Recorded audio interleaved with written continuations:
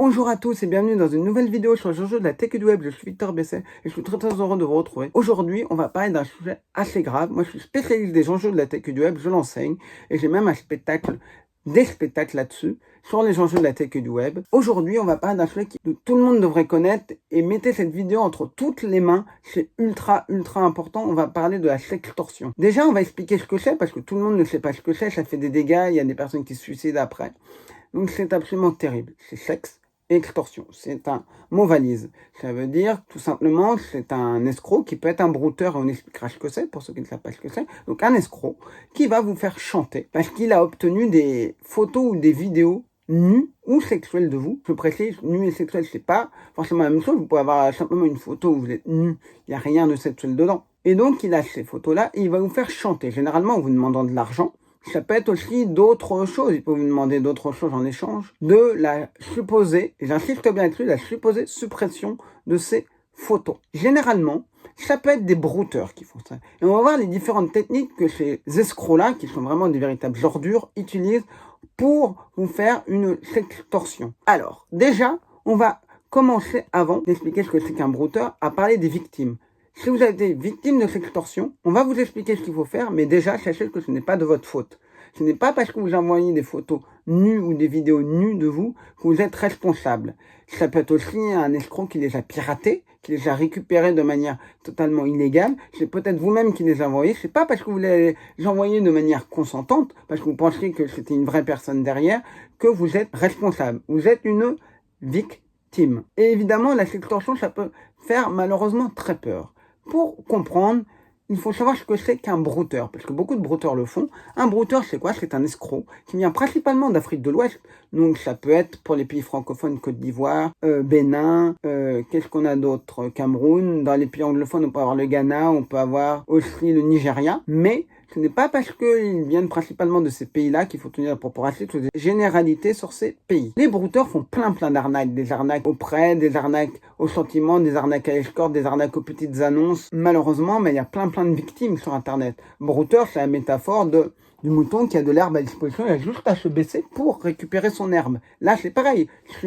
Vous créez un compte Facebook, vous êtes à 2 clics de n'importe qui. Vous êtes malheureusement à 2 clics de n'importe quelle personne et potentiellement d'en faire une victime. C'est ça que ça veut dire. Les brouteurs, on va s'intéresser à 2 arnaques qu'ils font. L'arnaque à l'escorte et l'arnaque au sentiment. Parce que c'est de là dont peuvent potentiellement découler ce genre de choses. Où ils peuvent faire directement une arnaque, où ils vont un peu chauffer la victime avec des trucs un peu olé olé pour obtenir des photos. Mais d'abord, on va commencer par l'arnaque à l'escorte. Alors l'escorte, si jamais il y en a qui ne savent pas ce que c'est, on explique tout. Le but, c'est que cette vidéo soit le plus pédagogique possible. Donc c'est du sexe tarifé, de la prostitution. Et le principe, c'est de faire croire que vous allez avoir un rendez-vous et ils vont vous demander donc généralement de payer à l'avance ou d'envoyer la moitié de l'argent en avance. Ce qu'ils demandent généralement, c'est des coupons. Des coupons PCH, Transcash, Neosort, Toneosort et différentes marques pour cette arnaque-là. Parce que des fois, ils peuvent me demander d'être payés par RIB ou par ça, mais dans cette arnaque-là, à l'escorte, c'est peu probable. Et donc, ils vont vous demander, si vous ne connaissez rien, vous allez aller dans un bar tabac chercher, ou même dans un supermarché par exemple, quelque chose qui est sous forme de ticket de caisse dans lequel il y a un code. Et c'est la première personne qui récupère ce code qui récupère l'argent. Donc ils vont vous dire d'en envoyer la moitié. Vous dites ouais, j'en envoie la moitié donc c'est bon. Ah, vous prenez 2 coupons de 100 €, vous envoyez un de 100 et un autre 200. Et puis certains sont plus malins parce qu'ils savent très bien que la victime ne va pas donner les coupons. Donc qu'est-ce qu'ils font? Ils vont dire à la victime, bah c'est très simple, moi je demande à être payé en coupon parce que j'ai été agressé, j'ai été victime d'arnaque, tout ça, c'est le seul moyen qui me rassure. Et je ne te demanderai jamais de m'envoyer des coupons. Ils peuvent même se dire, si quelqu'un te demande d'envoyer des coupons, c'est une arnaque. Et là, ils vont me demander de vérifier ou de les authentifier. Le principe est très simple, ils vont vous donner un site. Tout site de vérification ou d'authentification de coupons est une arnaque.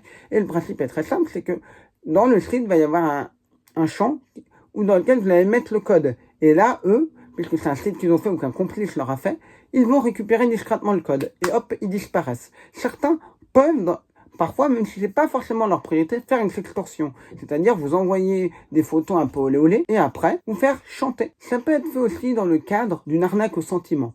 C'est-à-dire que le brouteur va non faire semblant de vouloir faire connaissance avec vous. Il va s'intéresser un petit peu à vous, vous demander ce que vous faites. Et un jour, il va vous envoyer des photos ou des vidéos un peu nues d'elle ou de lui, voilà, il a peut-être un petit peu tâté le terrain, il a peut-être posé quelques questions pour savoir si la personne n'allait pas être choquée. Et la victime va en faire de même, et là, va commencer le chantage. Alors, on précise, si jamais quelqu'un arrive sur votre timeline Facebook, sur une publication que vous avez postée, ou en message privé en disant « Bonjour, on se connaît pas, j'aimerais faire connaissance », pas forcément avec ces mots-là, « Coucou, bonjour, on se connaît pas, j'aimerais faire connaissance, j'ai vu votre page, elle a l'air géniale, j'ai envie d'entrer en contact avec vous », fuyez, c'est du brouteur. Il y en a absolument partout, mais partout de ce genre de messages, ces messages d'accroche qu'utilisent les brouteurs, qui viennent de textes préfets, des formats. Donc, et puis, petite précision ultra importante, on a vu une fois un brouteur, il a récupéré une victime, c'était pour de l'arnaque au sentiment, tout de suite il a fait une sextorsion, parce qu'il a réussi à avoir des photos, des gros plans, je vous passe les détails, donc je faisais passer pour un homme. Après, ça, pendant 4 ans, il y a eu une relation amoureuse. Alors, la première chose à faire, ultra importante dans une sextorsion, c'est de ne jamais payer. Ne payez jamais. Parce que tout simplement, l'escroc va vous redemander de payer, vous redemander de payer, vous redemander de payer, et ainsi de suite. C'est le même principe que l'arnaque à l'héritage ou l'arnaque à la loterie. Là, la personne va repayer parce qu'elle est persuadée qu'elle est à je ne sais quoi, un centimètre de avoir ces millions d'euros, par exemple. Là, elle va payer pour ça. Là, la personne va payer parce qu'elle est dans la peur. Elle a peur que sa famille le sache. C'est pour ça qu'il y a des gens qui se suicident, malheureusement, suite à une sextorsion.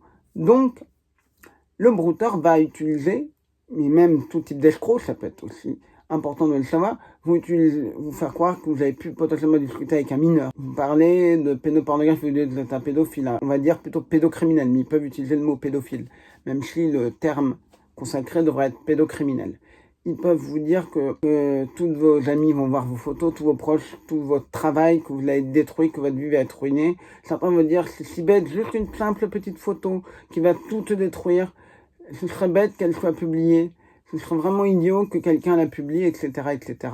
Toutes sortes de textes très bien faits. Certains n'hésitent pas à dire, tu vas te retrouver sur France 24, sur Fox News, sur je ne sais plus quelle chaîne d'infos au Japon, sur telle chaîne Al Jazeera, etc., etc. Heureusement qu'ils utilisent parfois ça, parce que certaines victimes peuvent prendre conscience que c'est du grand n'importe quoi, ce qui est dit. Mais certaines victimes totalement terrorisées ne vont même pas remarquer qu'il y a des choses bizarres là-dedans. C'est normal, quand vous avez peur, vous ne réagissez pas comme vous êtes en temps normal. C'est très très important à dire, on ne blâme pas les victimes. Certains vont pas hésiter à faire des faux montages de journaux en faisant croire que demain, Le Monde, Libé, machin, vont la mettre, la victime, à la une. On a vu des victimes à qui ça a fait peur. Ça peut être même, parfois, ils vont même plutôt prendre des journaux régionaux. Aussi, on a vu un qui avait fait un montage d'une recherche Google. Et en plus, le montage était très mal fait avec la photo de la victime.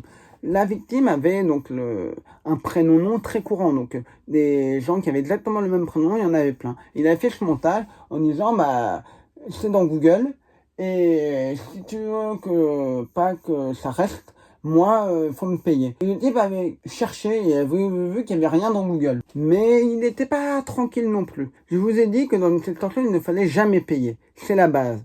Mais est-ce que ne jamais payer va garantir que le brouteur n'envoie pas vos photos quelque part? La plupart du temps, les brouteurs ne vont pas publier vos photos, ne vont même pas les envoyer à vos amis. Certains sont de véritables ordures et vont créer des sites sur lesquels ils vont mettre vos photos en disant voici, je sais pas, Paul Tartampion, le plus gros pervers, le plus gros pédophile de la Terre, etc. Pour faire peur à la victime et dire regarde ce site, moi je vais le publier, je vais l'envoyer à tous tes amis, ça va te détruire, etc. Toujours la même rhétorique, mais la plupart, sachez-le, ne vont même pas envoyer vos photos. Ils n'en ont rien à faire, ils n'ont pas de temps à perdre. Ce qu'ils veulent, c'est avoir une victime qui panique et qui paie rapidement. Le but de la sextorsion, et c'est ça qui est, ou ce qu'ils peuvent appeler parfois du chantage, c'est que c'est quelque chose qui est très rapide. C'est quelque chose qui est très rapide. Et le but, c'est d'avoir de l'argent rapidement. De l'arnaque au sentiment, faut prendre le temps de faire connaissance avec la personne. Là, tu lui fais peur. Et certains brouteurs vont avoir de l'argent rapidement et facilement. Et en plus, contrairement à une simple arnaque à l'escorte où il faut aller chercher des victimes très régulièrement, là, avec une victime, ils peuvent très régulièrement demander de l'argent sous la peur, quoi. Elle a peur et donc ils la refont chanter. Il dit finalement, allez, refile-moi 300 €. Et n'oublions pas que on a vu Métabrouteur, on a vu Arnaque-moi si tu peux, ou même d'autres. Et il arrivait chez un brouteur en disant « Ah non, pourquoi tu reviens? Le brouteur faisait coucou, bonjour. Il dit, ah non, pourquoi tu reviens? J'ai déjà payé 300 € pour la vidéo que tu m'avais promis de supprimer, nul de moi, etc.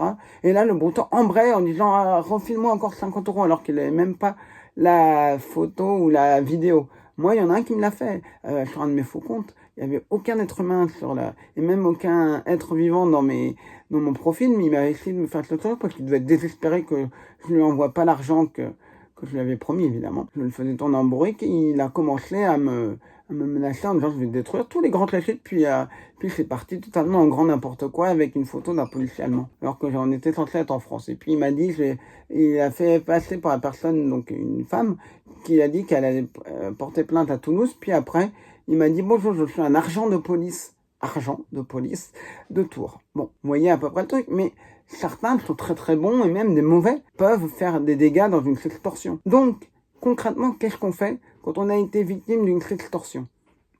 Il faut aller porter plainte. Première chose, on ne donne pas d'argent, on nous va promener le brouteur, même si ça peut être dur, même s'il va vous faire des montages. Normalement, certains ne vont pas hésiter à faire des montages, ils vous montrent la photo d'un ami, et par exemple sur Instagram ou sur Facebook, ils vont faire un montage dans lequel ils vont mettre la photo pour faire croire qu'ils vont l'envoyer à la victime. Et puis une victime s'était rendu compte qu'en fait l'heure qui était affichée, c'était 2 heures avant, donc il avait pris la capture d'écran il y a un petit moment, il avait rajouté le truc, il a dit je le fais maintenant, regarde, je suis en train de le faire, donc paie-moi maintenant, je te laisse 2 minutes pour réfléchir, sinon j'appuie sur renvoyer. Or l'heure correspondait pas. Donc heureusement, la victime a été un petit peu méfiante, mais quand vous êtes sous le coup de la peur, c'est des choses que vous n'avez pas remarquées. Donc, on le redit, on ne paie pas, on envoie promener le brouteur, parce qu'il y a de très grandes chances qu'il passe à la victime suivante, parce qu'il n'a pas de temps à perdre, et s'il insiste, faut le bloquer, faut verrouiller tous vos comptes, c'est-à-dire qu'ils ne puissent pas retrouver vos amis, qu'ils ne puissent pas, parce que certains peuvent revenir plusieurs fois à l'attaque, à la charge avec d'autres profils. Et il faut vraiment tenir bon. Ça peut être très difficile, ça peut être des moments pas évidents. Et il faut surtout pas hésiter à en parler, parce que c'est quelque chose qui malheureusement fait énormément de dégâts. Il y a quelque chose à dire, c'est qu'on pourrait se dire, faut dire aux jeunes, ou même aux moins jeunes, de ne jamais envoyer de photos nues. C'est bien, mais il y en a qui le feront quand même. Il y a plein de gens qui vont le faire quand même. Le conseil que je donne à minima, c'est de ne pas envoyer une photo intégrale de soi, qu'on ne voit pas votre visage. Mais malheureusement, on a vu des brouteurs qui sont pas plus malins, des brouteurs qui ont compris que pour faire une sextorsion, t'as même pas besoin d'obtenir des photos nues de la personne. Tu peux prendre une photo nue de quelqu'un, tu remplaces par son visage et tu le fais chanter. Malheureusement, on a eu ça. Aujourd'hui, c'est un peu mal fait parce que du Photoshop page très mal fait, mais on va en avoir de plus en plus qui vont donc faire ça et ne pas hésiter à faire chanter leurs victimes. Terrible, surtout avec l'IA. On va avoir des trucs qui vont être de plus en plus dingues.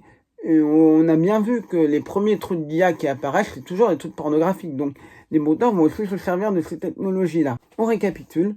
Quand vous êtes victime d'une sextorsion, vous ne payez pas. Vous verrouillez au maximum vos profils. Vous envoyez promener le brouteur. Vous dites que vous n'avez pas peur. Vous pouvez même lui dire que vous n'en avez rien à faire de lui, qu'il est rien, voilà. Et montrer vraiment au brouteur, peut-être difficile, et même si c'est pas un brouteur, montrer que vous n'avez pas peur, montrer que j'avais l'ascendant psychologique. Je sais que c'est jamais très évident, mais en tout cas, voilà ce que j'avais à dire sur la sextorsion. Si vous avez été victime de sextorsion, n'hésitez pas à en parler, faites tourner cette vidéo pour qu'il y ait de moins en moins de jeunes qui se fassent savoir, ou de moins jeunes aussi, parce que ça montre que les arnaques que font notamment les brouteurs, c'est pas que des personnes âgées et ou vulnérables, il y a toutes sortes de personnes qui peuvent se faire avoir. Donc voilà, c'était Victor Besset pour une vidéo, et partagez-la à fond pour qu'il y ait un maximum de gens prévenus. Et à la semaine prochaine, pourquoi une nouvelle vidéo, évidemment, sur les enjeux de la tech et du web.